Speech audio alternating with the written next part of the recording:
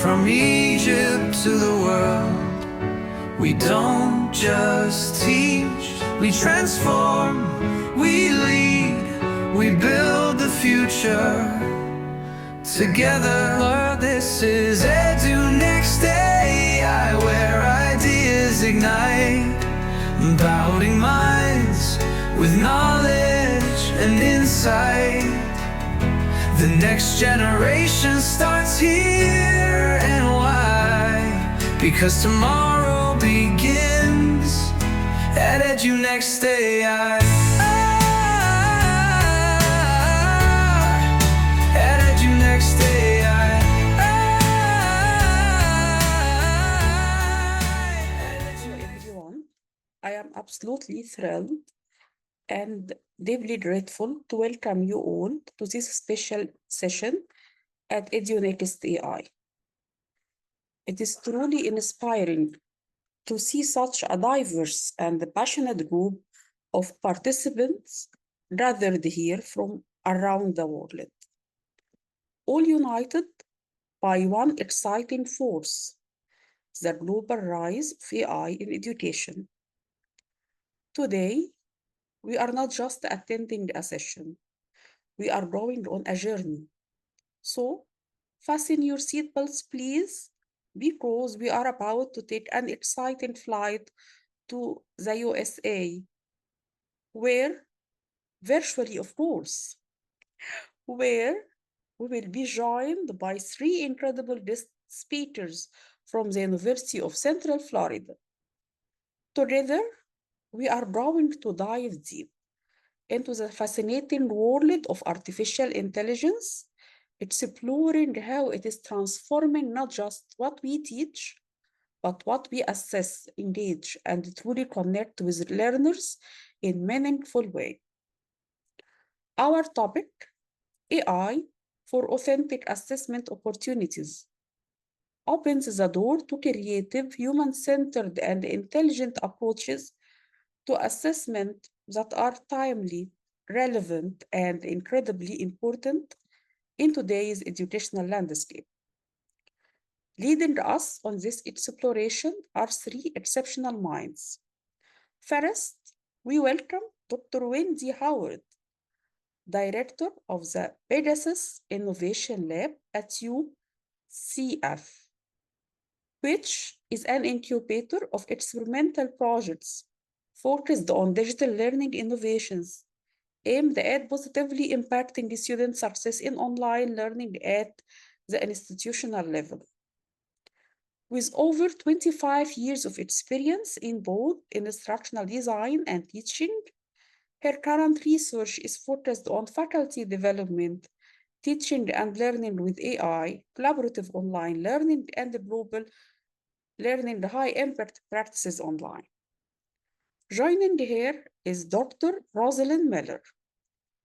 Is an instructional designer with the University of Central Florida's Center for Distributed Learning with more than 25 years experience as an educator in public, private, military, and university settings. Her experience includes designing and teaching online courses, conducting faculty development, researching educational initiatives, evaluating educational programs, and developing large-scale assessments. Dr. Roslyn research focuses on faculty development, quality instructional design, effective teaching in STEM disciplines, and online assessment. And last, but certainly not least, we have Dr. Rebecca McNulty. Dr. Rebecca is an instructional designer at the University of Central Florida's Center of Distributed Learning in Orlando, Florida, USA, where she focuses on AI, personalized adaptive learning, and open education. At UCF, she contributes to the design and developments of adaptive learning courses, as well as to projects on integrating AI into workflows for instructional design. Her main research interests include the intersection between narrative theory and electronic course design, as well as the changing ways that AI influences the student learning outcomes. We are truly grateful to have them with us today. And of course, a warm thank you to all of you, our participants, for joining us for what promises to be a rich and engaging session. Let us get started. Dr. Wendy, the floor is yours. Thank you. Thank you so much for that wonderful introduction, Dr. Said. Rosalind's going to take over and start sharing our slides, but as she is doing that, I just wanted to welcome everyone. Thank you so much for being here with us. My name is Rebecca McNulty. I'm joined by Drs. Roslyn Miller and Wendy Howard from the University of Central Florida in the United States. And today we're really excited to jump in and explore the ways that AI can meaningfully Dr. Rabika, support. sorry, your voice is very, we want your Oh, voice please. more loud. Sure. Yeah, Is that any better? yes, now it's better. Thank you very much. Fabulous. All right, that was just introductory stuff while we pull up our slides. So thank you everyone so much for joining us. Thank you for that wonderful introduction. We're really excited to jump in and explore how AI can support authentic assessment in education widely defined. So we're excited to explore ways that you can design assessments that reflect real-world challenges and emphasize learner engagement, all while leveraging AI as a partner in that process. So Dr. Saeed read through most of our session abstract, but as we're pulling it out just to pull us all onto the same page, the voice is still low. Interesting. Wonder if there's some network connection. I'll speak as loudly as I can. Is that any better? I think now it Before. is better. Yes, it's better now. Okay, wonderful. So as we're pulling those up, what we're hoping to do, okay, great, thank you, appreciate it. What we're hoping to do today is to think about how AI has become embedded in teaching and learning in a way that gives us a chance to revisit how we evaluate students. So focusing more on process, on critical thinking, on real-world application of how we expect students to use AI in their daily workflows. So our hope is that we're going to empower both faculty and students through some of the authentic tasks where AI plays a thoughtful supporting role. So as we move through this session slides, we're hoping that you'll stop and think about your context as an educator. So when you are sitting down in front of your students, you understand who you're facing and the kind of challenges they're going to face. You also understand the kind of jobs they're hoping to have in the future and the ways that AI might integrate into those kind of jobs. And so as we're thinking through the context of this presentation, we're hoping you will stop and visualize it through a lens of what you teach, who your students are, and how you'll have the opportunity to apply those strategies directly to one of your own assessments. So Rosalind, I think we're on just one more slide in. Fabulous, thank you. We can go to that third. So as we're going through this, let's think about one assessment, one time that you ask your students to demonstrate something that they have learned back to you, because we're going to use that as a model for some group collaborative work when we get a little bit later in the session. But in the meantime, by the end of this session, you'll be able to articulate what authentic assessment is and how AI can enhance but not replace it. We're going to be talking about aligning learning objectives with tasks and evaluation strategies, and then we'll dive into designing assignments that integrate AI meaningfully without losing the student voice, thought, or creativity that we all want to see and emphasize. So next slide, please. To give you a quick preview of what's going to come, just so you can visualize how the session's going to go, we're going to start with a self-reflection activity to stop and make sure we understand everyone in the room and where we're coming from. Then we're going to go through an overview of the principles of authentic assessment.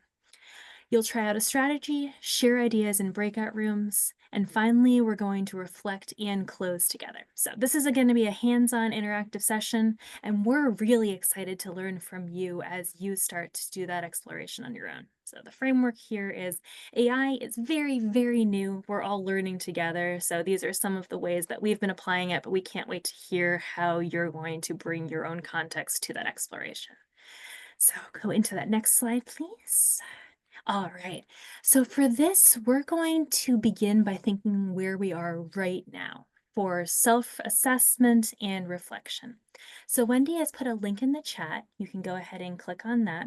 If you have a mobile device, you can scan the QR code on your screen. This is going to bring up a Padlet, like a collaborative note-taking document. You're going to see two questions there. What do you know about assessment? And what would you like to learn about assessment as we go through this presentation? Oh, voice again. Okay, I will keep saying it as loudly as I can. If you're not able to access that Padlet, go ahead and add in the chat. We're just hoping to hear more about what you know about assessment right now, the first thing you can think of when you hear assess, and anything that you are hoping to learn today. So I'm going to pause and let people start writing down some of their reactions. Please feel free to use the Zoom chat. I see folks popping into the Padlet, so this is great. Some comments are starting Fabulous. to populate. And Roslyn, I think we went one slide back if you want to go one forward. All right, so assessment, formative and summative, absolutely. What do students know already and how are they going to show it to you as they move forward? Assessment methods and university education, wonderful. An objective test, I love that. I see someone in the chat, a new learner, very information will be helpful. Perfect. We're going to start with an overview of authentic assessment. When we say assess, we just mean test. You can imagine a quiz or a test, some way that students traditionally show that they have learned what you're trying to teach them. As Roslyn's going to take over in a minute, we're going to think about ways to amplify those opportunities so that students are demonstrating the real world applications that we expect them to do in the workforce or when they're out of formal education. Oh, awesome. Really great engagement in the Padlet. Evaluation of testing and teaching and learning. What would you like to learn more about assessment? Inclusive, that's beautiful. How do we make sure that assessment is serving all learners and the various learner needs, which is going to be one of those core components? Assessment is learning about students' level of understanding and taking data-driven approaches, absolutely. So how do we pull in the data about where students are at any given moment and use it to form those authentic opportunities? Wonderful, okay. I'm going to keep this up and keep monitoring it as we move forward, but with that, I'm going to turn us over to Roslyn, who is one of our assessment experts here at UCF. Thank you so much, Rebecca and Dr. Saeed. And I just want to express, again, just even for myself, how grateful we are to be with you this evening and to talk about assessment. Before we get into sort of like what we would imagine to be sort of like new content for most of us, we'd like to lay some groundwork. So we want to talk about even beginning about what assessment is and what it's used for. When we talk about assessment, it is the gathering of evidence about what students know and are able to do. One thing you might have thought of or not, but research demonstrates that assessment should always support student learning. It should not just be about quantifying what they have already learned, but it should students should be able to advance their learning through all phases of assessment. And a third purpose of assessment is to provide specific and timely information to teachers and students. It provides information for us about how we can support students in the future. It can provide information for us to, do we need to recover anything or remediate any students' knowledge or skills? But it also provides timely feedback to students about their own learning and what they have been able to demonstrate and where they may need to have areas of improvement. One of the things that I find helpful in my teaching, not only related to assessment, but in all phases of my teaching, is that I want to keep in mind at any given time, students should know, one, what they are expected to be learning. And that comes when we can communicate our learning goals or the goals that we have for students to learn like in a small unit that we're teaching right now, or in the course overall, and even how our current unit of learning helps support the overall and fits into the overall course objectives. Students also should know how their achievement is going to be measured. And so it's important when in assessment that students know how their work is going to be evaluated. Rubrics is one of those ways that we can communicate to students and to all graders and ourselves, reminding of ourselves how student work is going to be measured so that it can be measured reliably and consistently, and so that students can have the opportunity to even self-assess themselves and think about their own learning, like, did I do this correctly? Do I need to do anything else to improve before I submit this? Or they can also look back and think, oh, where did I miss this? And rubrics can help with that, and we're going to talk about that in farther in this session. And then also they should always be aware of how they are progressing toward the goals. And so as we think about teaching and learning and assessment throughout a whole course, it's important to for students to be able to know where they are in their progress toward achieving the goals of the course and of the learning unit. I'd also like to lay some groundwork with some principles of effective assessment. And one thing we would like to sort of like keep in mind with you and ourselves, Wendy and Rebecca and myself, we all work full-time in online teaching and learning. And so a lot of our approach is with online learning and assessment in mind, but at the same time, a lot of the things that we're talking about can be applied across the board, no matter the modality. And these principles of effective assessment hold true whether online or in any other modality. One, it's important to communicate learning goals to students and align those learning goals with everything else in the course, including assessments and learning activities and instruction. And as we've already mentioned, it's important to communicate expectations to students before assessment and to provide timely feedback after assessment so that students can know where they are in their progress toward their learning goals. And then a fourth principle of effective assessment is that students should be provided multiple methods and opportunities to demonstrate their progress. And don't worry about if like memorizing all of this right now. We're actually going to use all of these things and all of these principles as we continue in this session throughout, as we talk about authentic assessment and the use of AI. All right, so one last thing I'd like to sort of lay the groundwork for, because we're going to be talking about authentic assessment, is to keep in mind what authentic assessment is and some characteristics of it. Authentic assessment requires learners to apply their knowledge and skills in a real-world context. And it measures what students know by demonstrating how they can apply their knowledge. And so this type of assessment is designed to measure students' ability to think critically and solve problems and to communicate effectively. And I don't know if you're familiar with the work of Grant Wiggins. He is well known in his research on assessment, and he provides some characteristics of assessment that I think is helpful for us to keep in mind as we continue to talk. One, authentic assessment is realistic, meaning that it actually asks students to do the subject, not ask questions about the subject.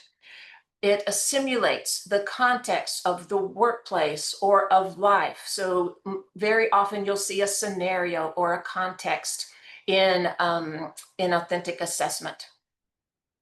Authentic assessment should assess the knowledge and skills to negotiate a complex task. Again, just to sort of drive home the point that authentic assessment will normally be a more complex task or problem that students address, not just answering questions. Authentic assessment requires judgment and innovation. So as you think about authentic assessment tasks or designing some authentic assessment, you can think about students needing to be able to use those critical thinking skills. But let's not forget that authentic assessment allows opportunities for students to practice and consult resources and get feedback and refine their performances and products. This is different than you may be experienced in traditional assessments. Traditional assessments don't always provide these opportunities, but to support student learning, these are some good things to keep in mind. So as we've laid this groundwork on assessment and authentic assessment, as we go in farther into this session, we will be providing you some opportunities to think about your own courses and what authentic assessment might look like in your discipline or in your course, and how can you begin to think about designing authentic assessment and using AI to help both your own design and also your student work as you go through the assessment. And so now I am going to turn it over to my colleague.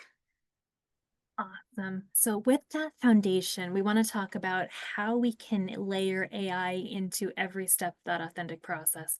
So Wendy has placed the link to a Google document in the chat. This has just some session presentation resources, and also it contains some of the case studies and examples that we're going to be using to frame this presentation. So before we get into that, I just want to acknowledge some really great comments in the chat, just talking through different scenarios and theories behind assessment.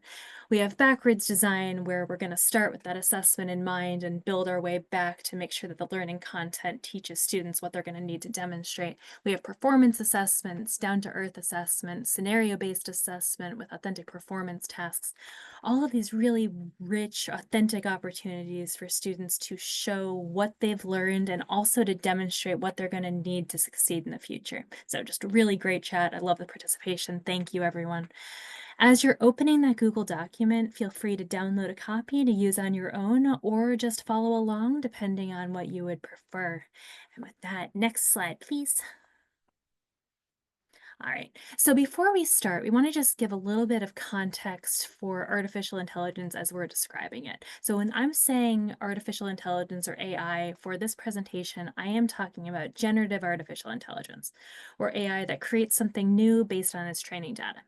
Wendy's going to place 2 links in the chat, one to either log into a ChatGPT account or one to make one now, depending on if you have one or not. Feel free to do either of those as I am starting to discuss. For the sake of this presentation, we have been using ChatGPT as our large language model with both image and text generation capabilities. We'll also be displaying some images generated with Adobe Firefly.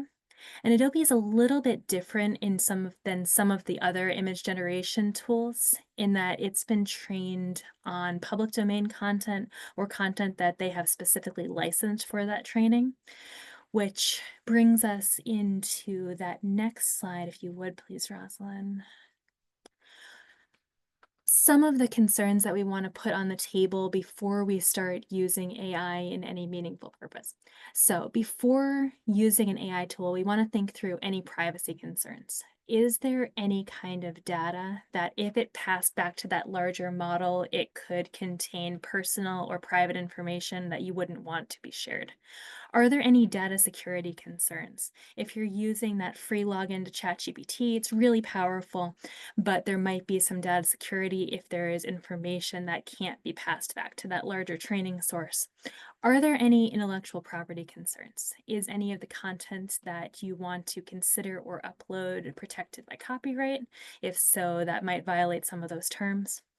When using any kind of AI, we want some element of transparency, and you'll see on the slides as we go through, and we had AI generated images, you can see the prompt and the tool, just because we want to be very clear in where a human had a part in this and where AI was given the reins to take over. And then as we're thinking about student considerations, this is coming up in some of the chat options, think through opt-out provisions. This would be both for using AI to assess student work and also asking students to use AI for any of their own assignments or assessments. If a student has any ethical concerns with using that tool or subject, you'll want to be able to give them some kind of alternative assignment so that they have another way to show you what they've learned. And with that, next slide, please. We are thinking of alignment in action with humans and AI working together for some kind of iterative process. So Wendy's going to put the link in the chat to a STARS resource, which is from our Teaching and Learning with AI repository, which is strategies for using AI to support teaching and learning. This is a peer-reviewed repository. We hope you will use this resource in the future. And if you scroll down to page 4 of your Google document, you're going to see one of the examples that I pulled from this, which is a business course that is asking students to use AI and human creativity together. So in this example, students are using traditional ideation techniques to generate ideas for a business. Then they are using their tools like ChatGPT to generate more ideas. As part of this reflection opportunity, they're going to be comparing how well their own ideas compare to the AI generated. And what we're hoping to see is students realizing that their ideas are going to supplement the AI and not the other way around. If you can go on to that next slide, please. So this is what strong alignment looks like. This assignment has a clear objective. It's using structured ideation and incorporating AI in a way that also includes reflection. It also scaffolds the experience so that students engage with both the tool and their own thinking, all while targeting meaningful learning outcomes throughout the process. And if you're scrolling through that resource, you're going to see this is a multi-step assignment. We're thinking about AI layering onto that authentic opportunity. So this is authentic in the context of this classroom because the business students are going to need to generate this kind of idea. It's taking their textbook work and applying it to a real world scenario. That's what we're hoping to see for the authentic layer. AI is enhancing it by giving them the opportunity to use a tool that they might have not engaged before, but also explaining to them how that tool can exist inside their own creativity. So we're not asking students to use the tools to replace any element of their own thought. We're asking them to enhance it. And then the rubric is assessing how well they have made those enhancements. We can move on to that next slide, please. All right, if you scroll up a little bit to page 3 of that Google document, you're going to see a misaligned assignment or an example of an assignment that isn't using AI in any kind of way to meaningfully enhance the student experience. Now, what I did for this, for full transparency, was I gave ChatGPT that original assignment and asked it to misalign, to think about how this could take away from the student experience rather than enhancing it. So we have the same learning objective, but the task that students are being asked to do doesn't support it. There isn't any strategy, there isn't any reflection, and students are graded on surface level outputs instead of meaningful thought. This is another way to illustrate why thoughtful design is so crucial in this process, especially when integrating AI into any of these layers. And with that, I will pause for just a second to let people go through that document. I'm going to scroll through the chat and see if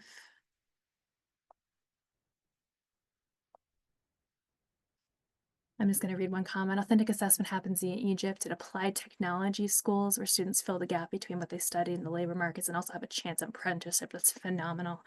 So taking what they've learned in the classroom and then layering it back onto those authentic opportunities. I'm so glad that exists outside of the traditional framework. I think as we're thinking about assessment design, we can also take those same lessons and layer them back into the standard classrooms if we'd like. All right, so back to the slide presentation. When we're designing authentic tasks, we're going to be looking for the things that are open-ended and complex. These are going to simulate real-world challenges in that performance-based assessment that we saw in the chat earlier. They're also going beyond the quizzes and multiple choice type of assessment structures that we have traditionally seen. For example, designing a marketing plan with AI tools or solving a case study with reflection in ways that create ownership and deep learning opportunities. So we want to keep emphasizing that reflection as we're moving forward, having students reflect on how the human layer is going to be necessary for taking that tool output and making it into something that matters in the future. Next slide, please. All right, so as Roslyn mentioned, rubrics are going to be one of the most powerful tools for supporting this in student learning. We want students to understand how they can succeed, and a rubric is going to give them that roadmap to understanding this is where I'm starting, this is how I'm going to be assessed, and this is how I get there. If we're incorporating AI into any element of this, we want the rubric to also be really clear about where that AI can exist in the learning process. These are going to help your students understand what's expected, enable self-assessment so students can measure their own progress as they move forward. When using AI in these assignments, we want to also make sure we address what is allowed and appropriate. I am allowing you to use AI, say, for idea generation, but not for drafting out a final assignment. And what is inappropriate use of AI? And then going back to some of the questions in the chat earlier, how AI fits into the evaluation process as a whole. So if we're using AI in any part of this process, we want to be transparent about it so students know what is happening, what they are expected to do, and how they can complete that. And if you scroll through that document, the example resource that we've given you also has the example rubric for how this business assignment was originally assessed. These are all licensed in a Creative Commons license, so if there's any part of this that you think would apply really well to one of your assignments, you are free to modify that, just keeping that inspired by name. So, next slide, please.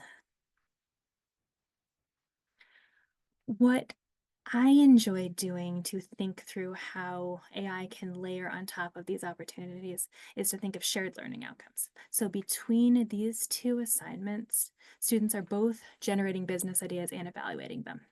However, through authentic scaffolded tasks supported by AI, we can see development of creativity, creative thinking, critical thinking, and reflective judgment.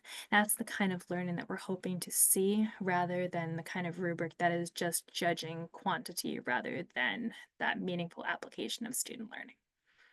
Next slide, please. All right, so as it's been clear, the way we're framing AI is as a support tool. It can support brainstorming, it can support organizing, it can support drafting and revising. It can provide feedback and prompts for reflection, but it also has the potential to outsource some of that thought, which would take something away from what we know as humans bring to any task. As part of this process, we want to emphasize interpretation and human originality and making sure that students and those larger growing student needs are at the center of every assessment opportunity. Next slide, please. All right. So getting more specific, AI is only going to be as effective as the task that it supports. When it's thoughtfully embedded, it's going to help students think more deeply, but when it's misused, it can introduce shortcuts to the process in ways that underline learning. So when students are using it as a shortcut to complete a task that is going to take something away, if they're using it to enhance their own thought, we can show them those meaningful tools to build on how we expect them to be using it in the future. For this, we need to stay intentional, designing tasks that encourage interaction instead of automation. Next slide, please. All right, so here's the big takeaway.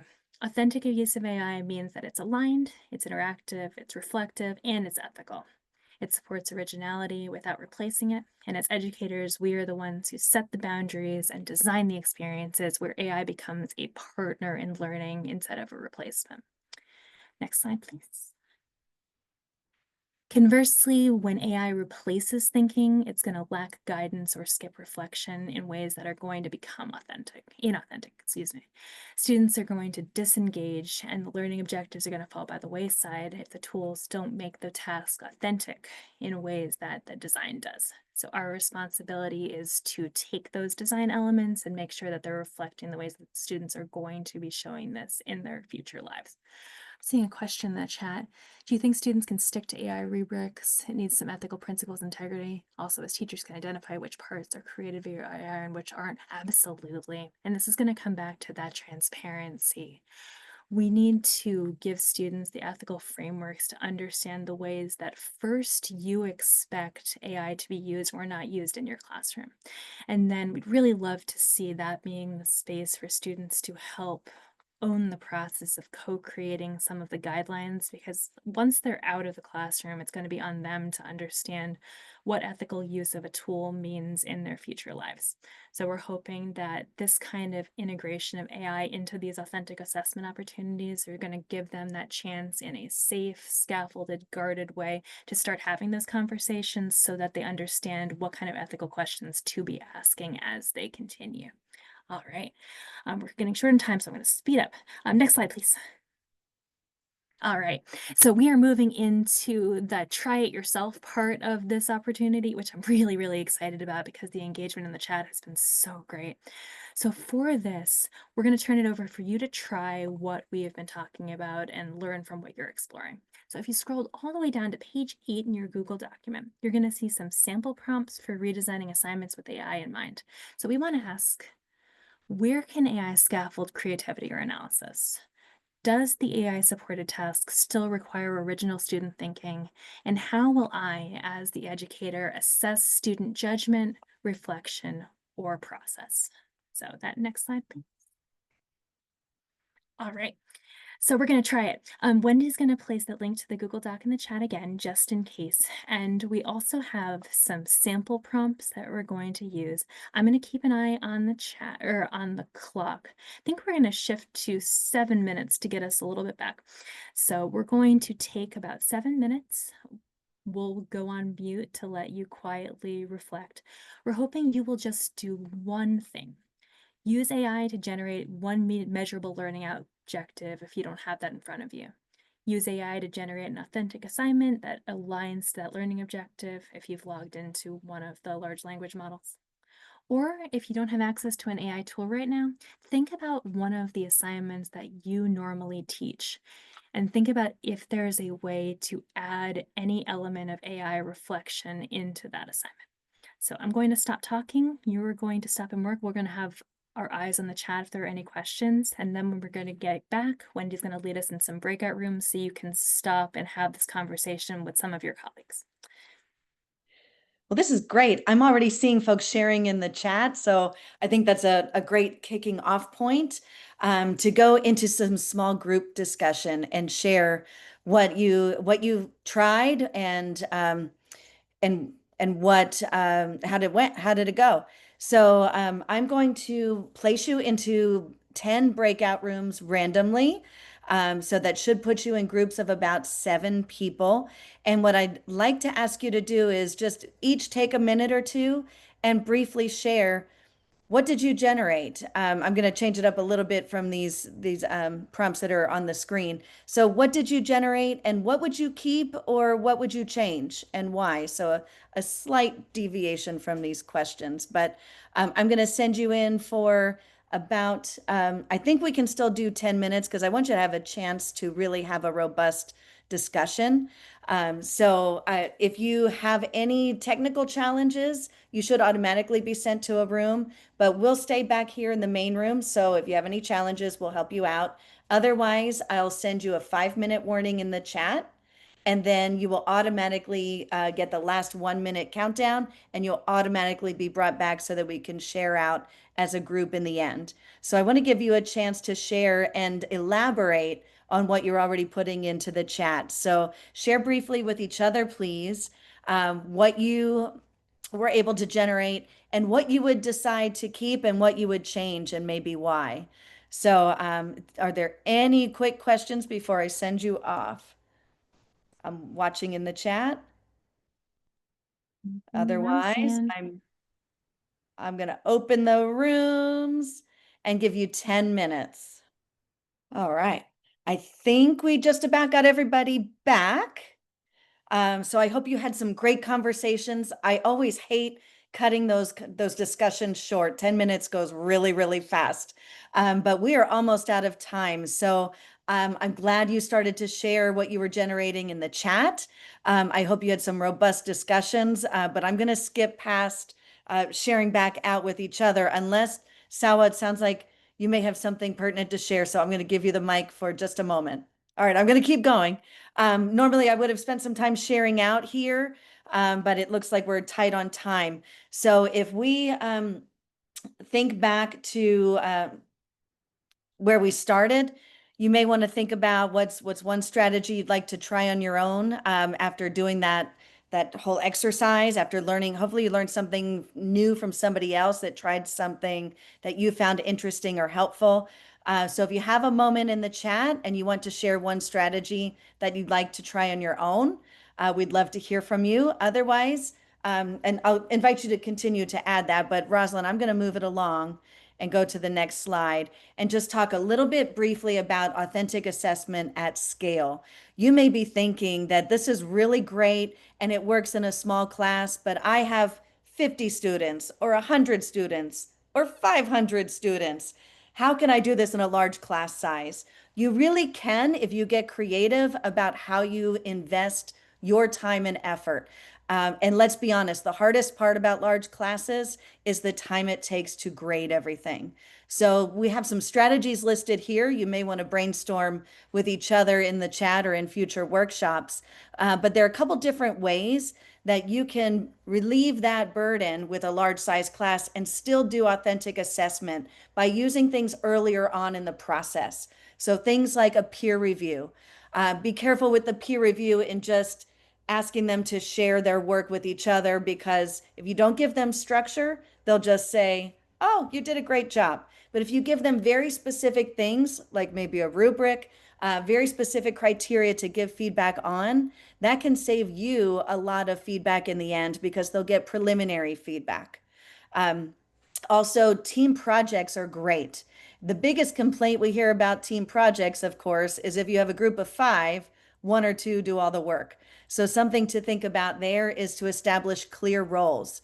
And maybe an AI bot is one of the team members, and you can get creative with how you use ChatGPT or another Gen AI bot as a team member. But be clear on what those roles are, because that will allow them to hold each other accountable, and it will also make them accountable to you when you see where the gaps are in the final product. So team projects is a great way to cut back on your grading, but still with structure, give everybody an opportunity to demonstrate their application of what you're instructing them on.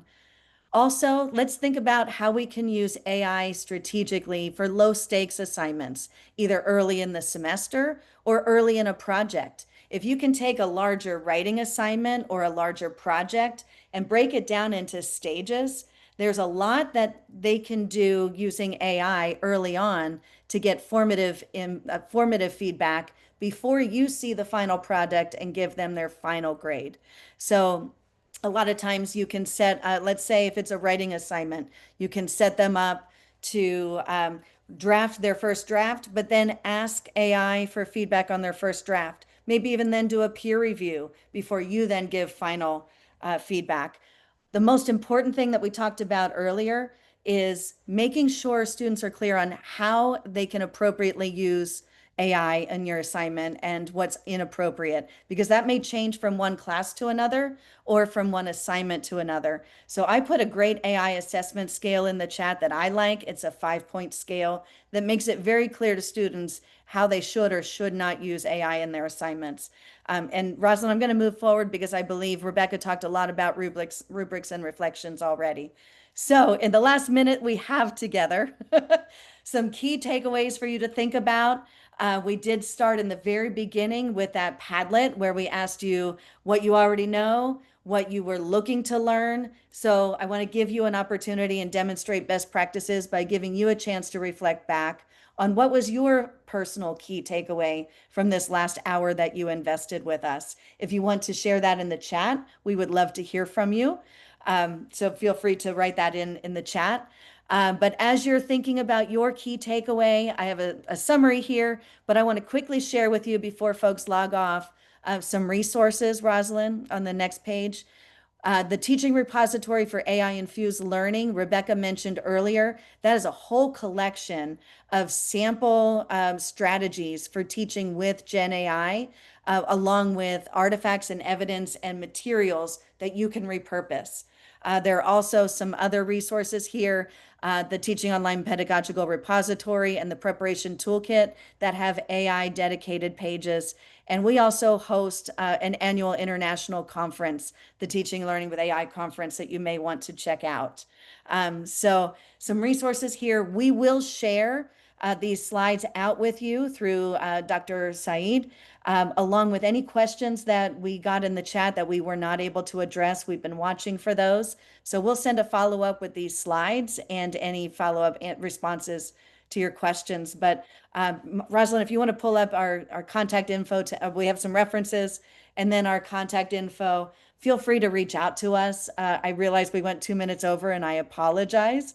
But we really did enjoy spending this time with you. We hope it was well worth your investment, and we would love to hear from you if you have any follow-up questions for us. Thank you. Thank you so much for being with us today. What an inspiring and insightful session we have just had. A heartfelt thank you to Dr. Wendy Howard, Dr. Rebecca, and Dr. Rosalind for sharing your expertise and your experience with us. Your contributions have given us a deeper understanding of how AI can enhance authentic assessment and create more meaningful learning experience for students. We truly appreciate the time and thoughtfulness you brought to this discussion. On behalf of Edu-Next-AI and everyone in this session, we are truly grateful for your time, energy, and your commitment to reimagining education in powerful human-centered ways. I would also like to extend my heartfelt thanks to our amazing volunteers, Iman, Aya, and Rasha.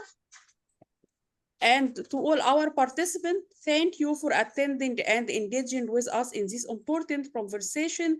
Your presence and interest are what we made this event so valuable. Let us carry today's insights forward as we continue building a smarter, more connected, and more inclusive future in education. We hope you leave today with new ideas, new questions, and a new sense of what's possible as we work together to shape the future of learning with AI. Thank you again, and look forward to seeing you at our next session. Thank you very much. Thank you very much. It's very highly appreciated. Thank you. I hope we can meet you again in more sessions, and I will ask you, of course, to join us our conference.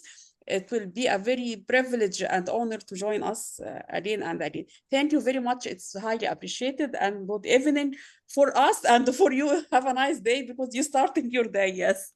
Thank you very much. Thank you very much. Thank you. From Egypt to the world, we don't just teach, we transform, we lead, we build the future together. This is Edu-Next-AI, where ideas ignite, empowering minds with knowledge and insight. The next generation starts here, and why? Because tomorrow begins at Edu-Next-AI.